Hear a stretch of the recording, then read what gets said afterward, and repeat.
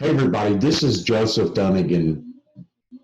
I thought I would start making some videos kind of as a cathartic way to help me deal with all of the stuff that we're all dealing with right now with the coronavirus and being told to stay at home and not being able to go and do, simple things like go to a restaurant and have a meal or have a margarita at a local bar or go, shopping, clothes shopping, or the things that we enjoy doing.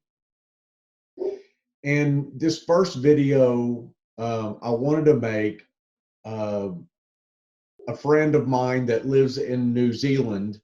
His name is Peter, and I'm giving a shout out to Peter. He read my uh, Facebook post that I'm about to read to you, and he told me it was one of the best Facebook posts that he's ever seen, as far as this uh, coronavirus uh, pandemic. I call it pandemic for reasons that I'm not really going to get into right now, maybe later. But I'm going to read this post. I'm going unscripted except for this post. I'm just going to uh, talk off the cuff and just share what comes to my mind. And I'm hoping to, keep this video under 30 minutes because typically anything longer than that, really 15 minutes, anything longer than that, and people get kind of uninterested and tuned out. So my intent here is to just share my thoughts on this, and you can put your um, uh, thoughts down in the comments below. I'm going to post this on YouTube as well. So you YouTube people that see this, please subscribe below. I once used my YouTube channel for my rideshare business, but I'm not driving. I haven't driven in 6 weeks now. Well, since the first week of March. I went on vacation, and let me just fill you in on just a little bit while we're at that. So I went on vacation to Branson, Missouri, about 6 weeks ago. And of course, we had heard on the news about the virus, but nobody was really all that concerned about it. I mean, the first case here was in late January, I believe. And the first death was, I want to say, like January 21st, if I'm not mistaken.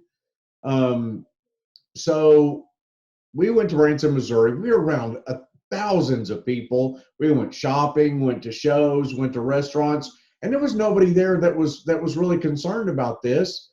Um, and We had a great time. We came back, and I remember I got up.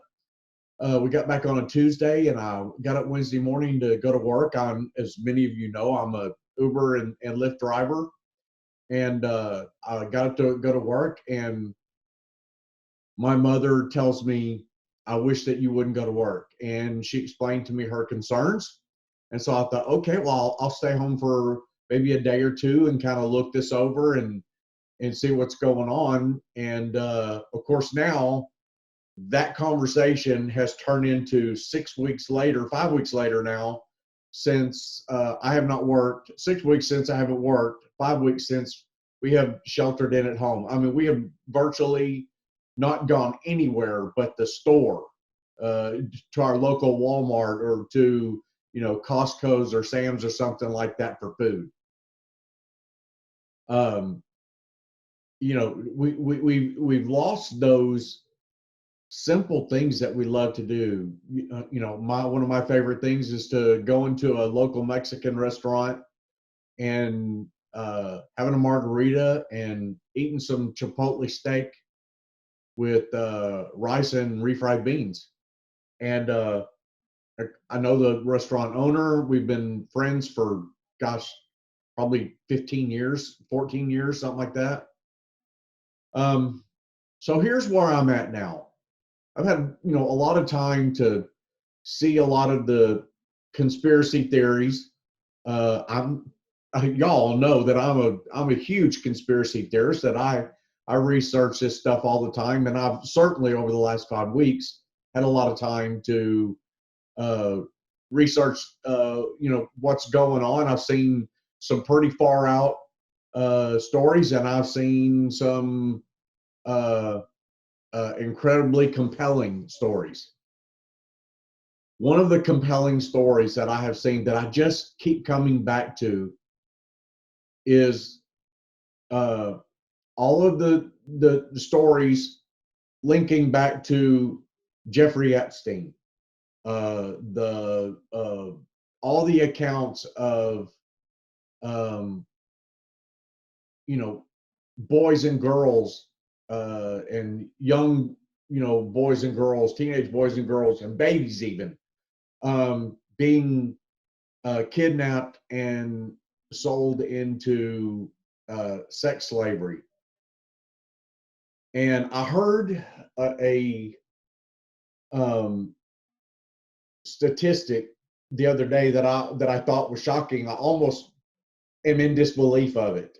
It was a gentleman that lives up in Canada that has been studying the missing children for, he said, 30 years.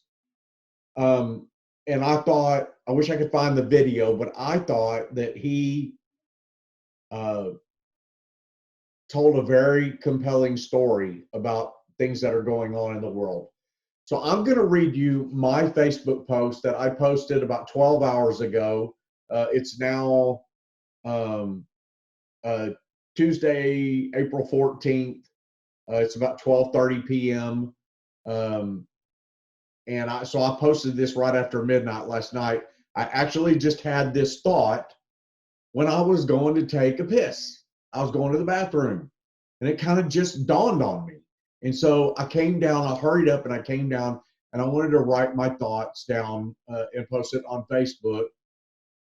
And this is where my Facebook friend Peter from New Zealand uh, gave me a big compliment on it, and I thought that I would start making videos on this very thing. I'm really going to concentrate on the missing children, the uh, uh, pedophile rings. I'm not going to go into the trains that are transporting military vehicles because for me that has been debunked as something that's a very common practice, but people are being hyper aware during this time and saying that Donald Trump is no longer the commander in chief. We've lost our country. It's been taken over by the Rothschilds and the Rockefellers. And I just want to say 100%, I do not believe that's true at all. I was concerned when I wasn't seeing the presidential seal on the podium or the lectern during the coronavirus pressers, and didn't see the president's flag there. But I've been told by many people that this was not supposed to be a presidential uh, uh, presser. It was a coronavirus team headed up by Mike Pence. So that just about makes sense that the president's seal and flag would not be there. And I did see the president's address on Easter Sunday, and his presidential flag was right behind him. So all that's all to me. All that is sensationalism, and I admit I got caught up in it. It's been debunked. So I'm going to read you my thoughts on what's going on, what the underlying issue is. Jesus said in the Word, He said it would be better for you to have a millstone tied around your neck and to be thrown into the lake than to hurt the least one of these, talking about the children. So you have to know that the children are first and foremost on the mind of God. And with that, I'm going to read this. I had this thought. I remember hearing the stories about how people just could not believe the Nazis were killing all of the Jews in the concentration camps. Everybody thought it was just too evil to be true. After all, who could do such a thing? And now here we are faced with another Holocaust. God only knows how many babies, children, young boys, and girls have been trafficked, tortured, raped, mutilated, and murdered for satanic rituals and perversion. You see the stories of Jeffrey Epstein and others like Prince Andrew or Bill Clinton. You just witnessed Epstein's apparent suicide or murder in the news. You know people like Bill Gates went to Little St. James Island, or otherwise known as Pedophile Island. You know about Marina Abramovich. You know of Pizzagate through the emails that WikiLeaks obtained. You know about Harvey Weinstein and Bill Cosby. And now you obviously know about Joe Biden. What will it take for us to enter the war? We've all become so fearful or complacent because of this coronavirus. We all know now that China did this. And let's be real, they had help. If you do your research, you will all find out that it leads back to the very same ones that tried to impeach our president, Donald J. Trump, and they failed. Is it just a coincidence that this week a flu-like virus came out just weeks after the failed coup of the Democrats? And many of you are so afraid you will die from this virus that you're too weak and cowardly to see what this really is. It is our Pearl Harbor. It is our time to have just a little righteous indignation. If not for ourselves, then what about those children? Are we going to allow these lying demonic Kabbalists to take away our freedoms? Are we going to let them get away with killing all those people with this virus? Are we going to let them get away with the evil rape, torture, and killing of innocent children? Well, I, for one, cannot sit around anymore and live my life in comfort and fear in my nice home. You think about what I've just said. So I wrote that, and I want to kind of go over some of my thoughts that I had about this post. I just remember, I just remember growing up and hearing the stories of the Holocaust, and hearing how at first so many people were just unbelieving. No, there's no way that this could be happening. And you know, the United States, our government knew it was going on, but didn't do anything to help those people until December 7th, 1941, when Pearl Harbor was attacked by the Japanese Navy and you know, by air. And we can debate all the conspiracies behind that, you know, but that's not for now in this. So, you know, here we are, supposedly 500,000 children in the United States alone. That was what this man said that lives in Canada, that's been studying this for 30 years. Now, I don't know if he meant 500,000 in the United States or the world, but I could have sworn he said the United States, and that's an awful lot. And he said, but what if just 1/10 of that is being kidnapped for sexual slavery, for human sacrifice rituals, satanic rituals? I mean, that's still 50,000 children a year. So, you know, here we are having our own Holocaust right here in the United States. We you know, well, it's really throughout the world, but as for all intents and purposes, I'm sticking with, you know, what's going on here in our country, because most of my friends are here in the United States. I do have a few friends that are outside the United States, but we're having our own Holocaust right here. So many people are in disbelief and denial that this is going on. There's been people like a Hollywood actor. He was kind of a nobody Hollywood actor. I don't mean he was a nobody as in he wasn't important. I'm saying that he just wasn't up there like Tom Hanks, like Harvey Weinstein. You know, a lot of the Hollywood elite. He wasn't in there, but he knew them. His name was Isaac Pappy, and Isaac Pappy had been exposed to the Hollywood underground pedophile rings, and I've seen a few of his videos, and he says in his last one, I think it was his last video. It was kind of a goodbye video. I think he felt like either A, he was committing suicide, or B, he knew he was going to be suicided. But he alluded to that he had somehow fallen into that satanic lifestyle. He had a lapse in judgment, and he came back and he made this video, and he talked about it. He was very he talked in a lot of code. There was a lot of code in his video. I won't get into it here. Maybe later on I will. But here's the thing. Back in, I want to say it was May of 2018, apparently Isaac Pappy threw himself off of a bridge in Arizona and was struck by an oncoming truck on I-40. And there are many who believe, just like with Jeffrey Epstein, that he did not kill himself. I haven't dug deep enough into that.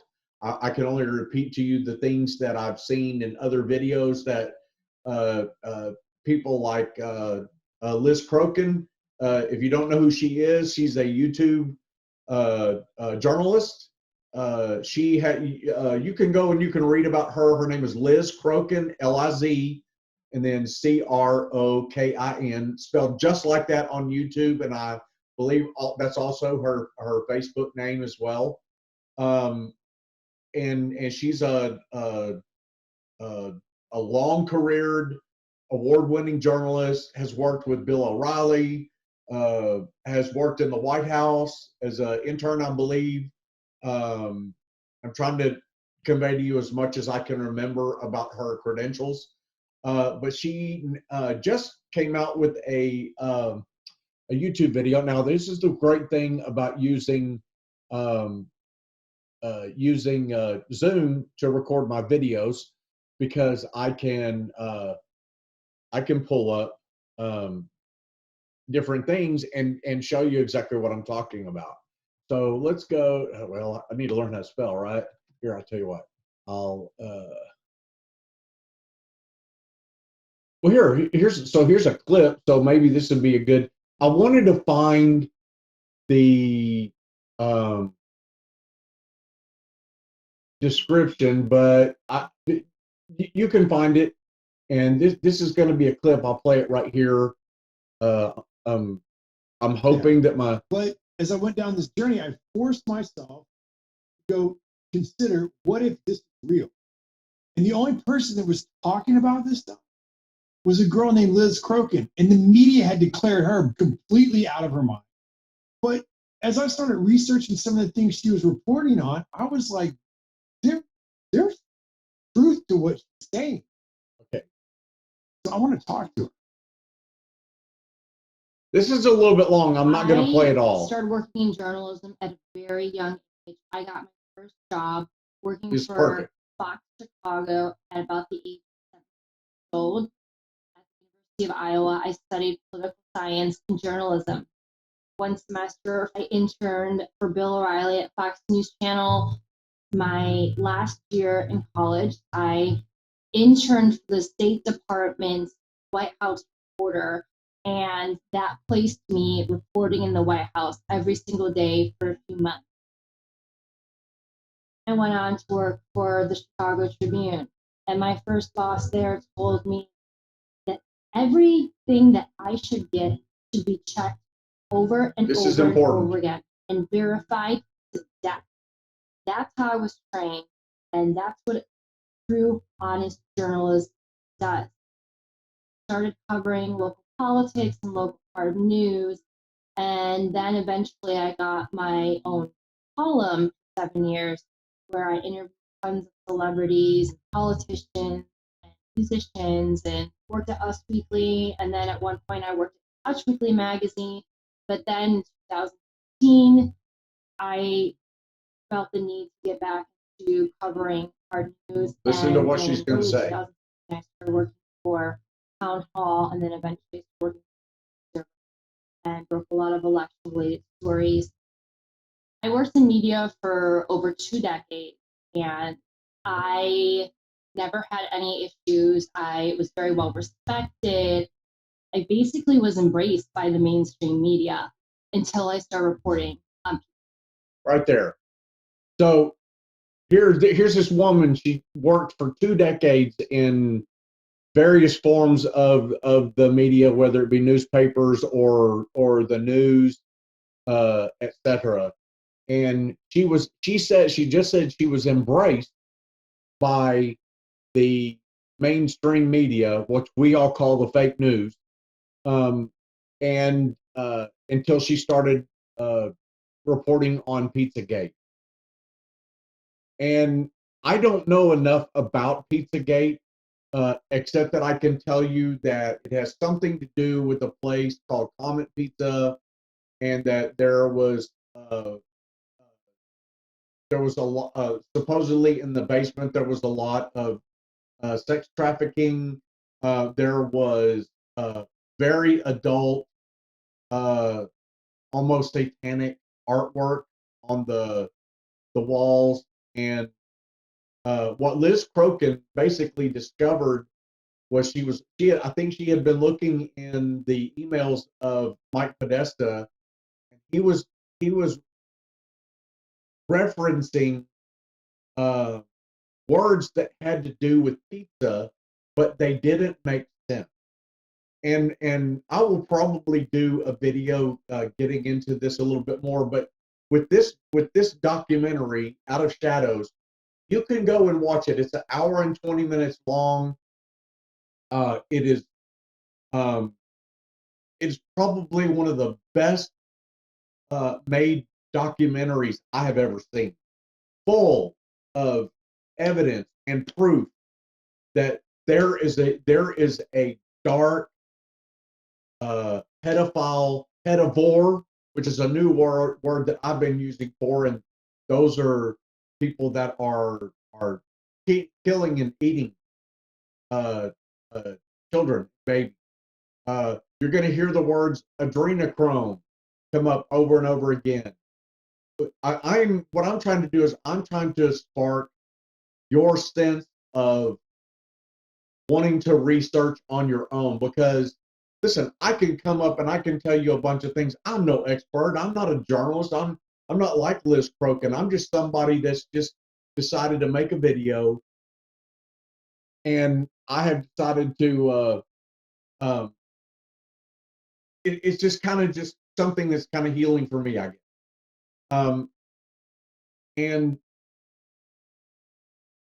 I want you to be able to go and do your research. I've been researching for 5 weeks now. Every day, the first thing I do is I get up, get my coffee, come in here and light my computer up, and I start getting on Facebook. I start getting on YouTube. I start searching for stories, for answers. I'm trying to find answers, and here's what I believe. This is my opinion. This is Joseph Dunnigan's opinion. It that, I'm not saying this is truth with a capital T. I'm saying that this is what I believe. I believe that this virus was a bioweapon made in China. I believe that it was funded by the Obama administration through NIH, and they put in $3.7 million. They sent over what is called, I found out it's called a chimera, chimera, chimera virus, which in and of itself is not really deadly. But if you add another virus and you manipulate that chimera virus with another virus like Ebola, like with SARS-CoV-2, which is what this virus came from, the COVID-19 sickness. If you put another virus onto this chimera virus, then it can be used to attack human beings. And I don't know about all the 5G stuff. I'm not going to get into that today. I think there's a lot of people out there that are way more qualified to talk about 5G than me. I personally have been into Dallas. I live in the Dallas-Fort Worth area. I've been into Dallas, and there's 5G all over the place in Dallas proper, and I've never had a problem. So that could be a big ruse. That could be the big sleight of hand, getting everybody all into 5G in this. I don't know. Okay. What I am telling you is this: Jeffrey Epstein was arrested. He had gone to prison for 13 months years ago, and women have come out and made videos. In fact, there is a video on YouTube from 60 Minutes Australia. You can look it up. And there was a young lady that was basically sex trafficked to Prince Andrew 3 times. The depth that this goes into is beyond comprehension to me. And I'm hearing stories now that little children are being rescued by our army. And my friend Peter from New Zealand can probably post down below and fill you in a lot better than I can. He's been doing this research a lot longer than I have, and he and I have struck up a Facebook friendship, and I really like what he writes, and he likes what I write. There's some things that we disagree on, but we don't argue. We're both trying to find the truth. That's what I believe. Our army is right now rescuing children from below New York City tunnels. I've heard, I can't confirm it.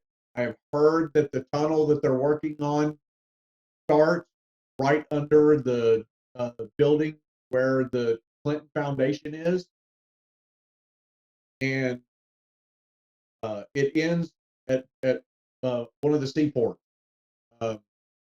And they are rescuing children out there and supposedly are taking them onto the Navy hospital ship.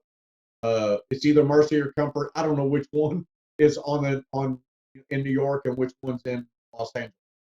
I do know that they're not bringing coronavirus patients onto those ships.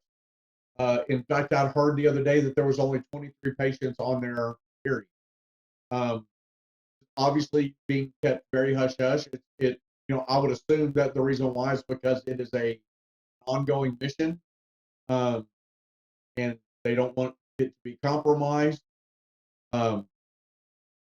So there's a couple of big elephants in the room. This virus. One, I've always said from day one, the numbers don't add up. Two, I believe it was an attack on our economic system. I even had a dream that I saw the stock market numbers plunging. I will share that in the comments down below so that you can. No, in fact, I'll do it right now. Hang on, just 1 second. Easy to do. That's the great thing, y'all. And I'm so sorry. I'm probably going long. I don't mean to, but okay. So this was here's the original post. All right. So here's my original email. This is what I just posted, but this was actually an email that my ex-wife sent to me back on April 1st, and I haven't been checking my email. I mean, basically, all I've been doing is going through and deleting the junk, and I get gobs and gobs and gobs of notifications of subscriptions that I have on YouTube for people's videos that I like to watch. So I get probably 50 of those a day from different YouTubers. So my ex-wife, she sent me this email back on April 1st, and I just found it this morning. And it was a couple of dreams that I had back when I lived in the North Carolina and South Carolina. And so my post says, so I was going through my emails because I haven't done so in a while. I came across an email from my ex-wife that had two dreams that I had. I had totally forgotten about those dreams until now. And I used to have prophetic dreams all of those years ago. I did. I used to have prophetic dreams all the time. Some of them I can still remember to this day. Some of them I get this reminder and it jogs my memory. All right. So this was, I'm going to read this one first because this one came first. This was back in September 2011. And if I remember correctly, we lived on a 5-acre horse ranch right outside of Jacksonville, North Carolina. It says, I was meeting, I changed some wording. This actually had my ex-wife's name in there, but I'm protecting her privacy. So it says, I was meeting my ex-wife at a department store. I had already arrived, and the purpose was to buy my daughter a bicycle. I didn't get the sense of whether it was for her birthday, which is in October, or Christmas. Not sure. I found a pink 10-speed type bike, and I was pushing it through the store. I thought I found that was interesting. There was bicycles. There were things like bicycles, being able to ride a bike, transportation. I don't even know what that means. But here's the next statement is what really gets me. I saw flashes of the stock market falling right here. And then it says when it came into the main area of the store, most of the clothes and items had been removed, and I gathered it was to protect the store from looters. Now, hindsight being 2020, I think it was because they were running out of those the clothes and other items. I'm not sure that uh, whatever department store I would go into, any department store, even in a time like this, would pull everything off of their shelves. In as much as they would, sell out of things, which is what I think is kind of typical. Going to the grocery store and there not being any toilet paper, not being any paper towels, hand sanitizer, um, running out of meat, things of that nature. At any rate, I was met there by a woman named Karen Moore. Now, Karen is my ex-wife's sister-in-law, married to her brother, and Karen and I both attended the same Bible college at different times. And whenever I see Karen at like Christmas or something like that, she always tells me that she is praying for me fervently all the time. That just touches my heart. Anyway, she was very godly sister-in-law.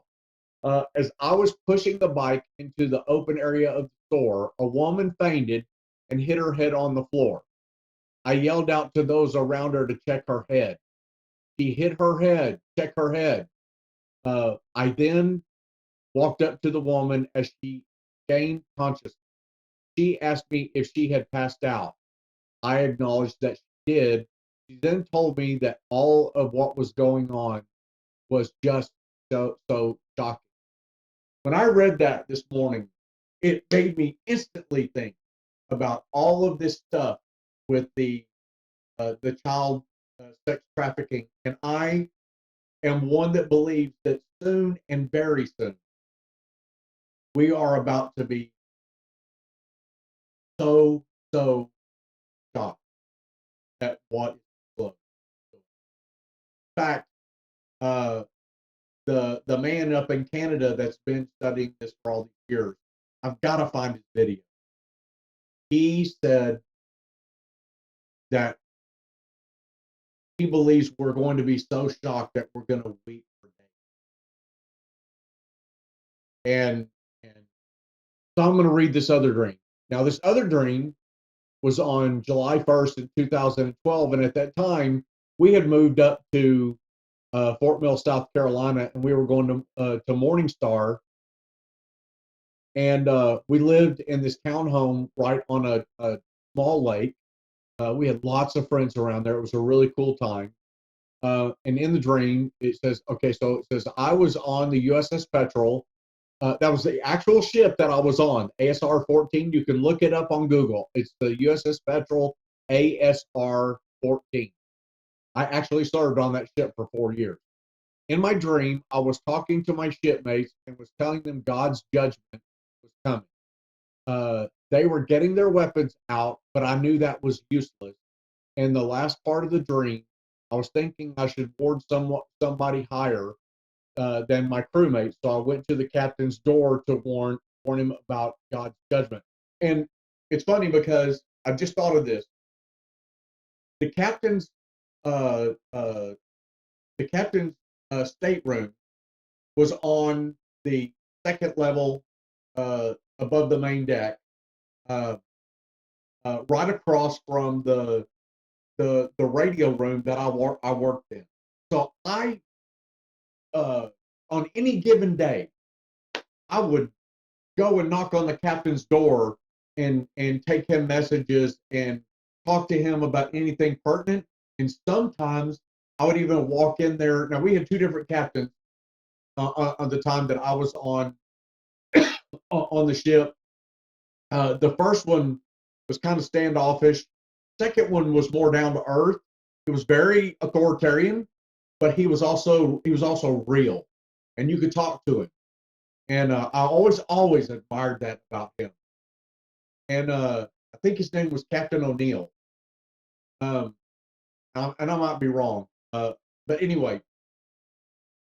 So this was on the second level of the ship, and that kind of reminds me of the second heaven and second level of heaven, and the warfare that's going on.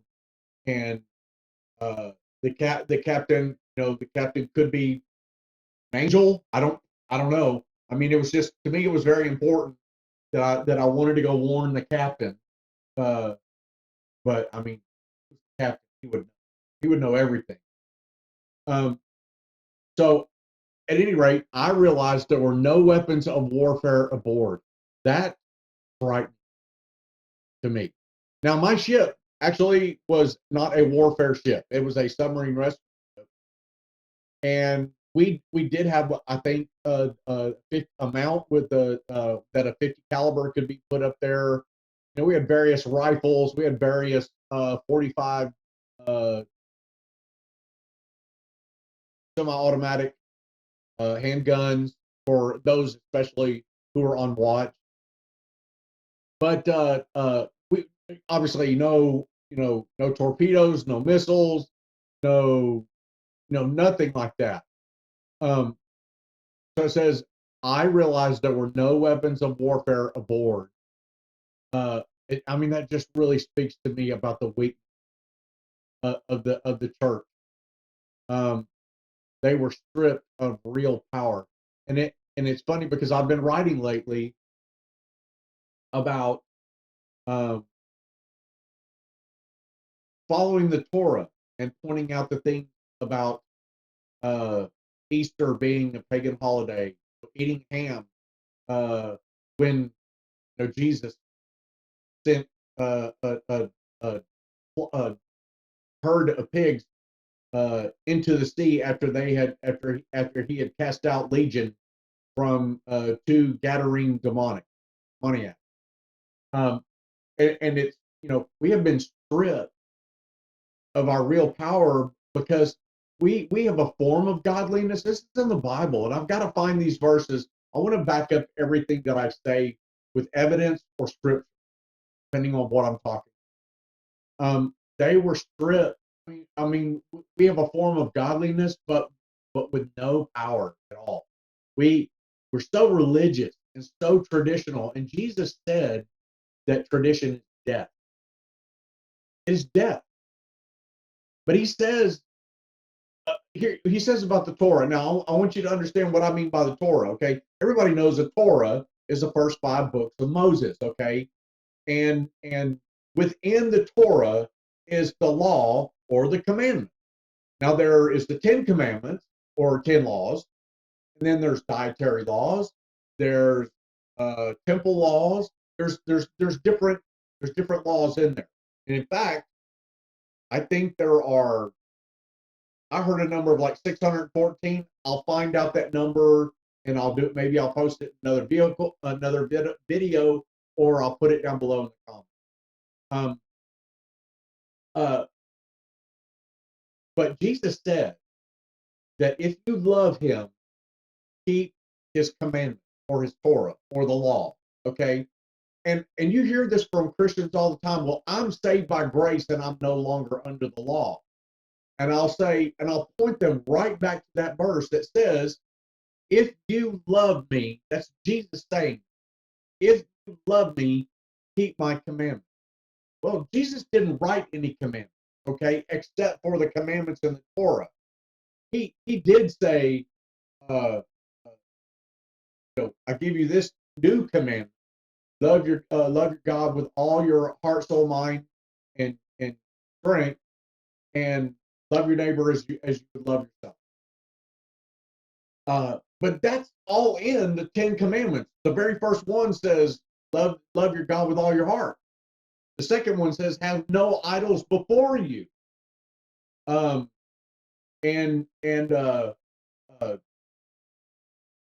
to me, I am being going back to what we call the Old Testament.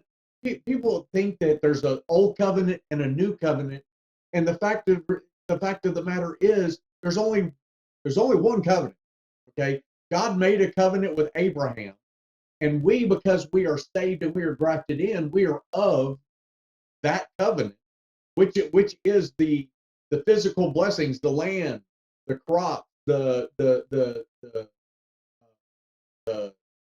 cattle, and the sheep and goat. And in other words, being prosperous in what we do and how we live. But in the desert, when Moses delivered Israel, Moses was given the 10 commandments, and he came down, and the very first thing that he saw was they were worshiping pagan gods. God gave the law, and they were worshiping pagan gods. The very first thing that God said, love God with all your heart. And the second one was, have no idols before God.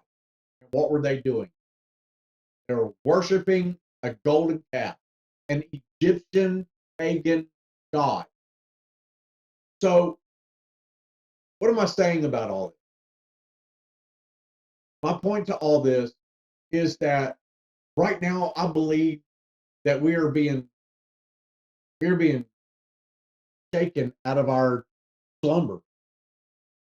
In my first original post, where did I say? Yeah, here we go. This is, to me, this really what I believe is the theme of this virus. What will it take for us to enter the war? Because we're at war, people. We are. We're in a spiritual battle, and I believe we're going to be in a physical battle as well. It's already going on covertly between the United States and China. That's been going on for a while. We've all become so fearful or complacent because of this virus. We just turn our heads and we go about our business every day. And I believe what was said that in the days of the return of the Son of Man, it will be just like in the days of Noah, where they were eating and drinking and giving away in marriage. In other words, they were going about their lives. They were, we're eating in restaurants, we're going to church, and we're having weddings, and we're going out and partying. And listen, I'm guilty of every one of the things that I am talking about. I am not judging anybody what I'm doing. We have become so fearful and complacent that we have turned a blind eye to those children.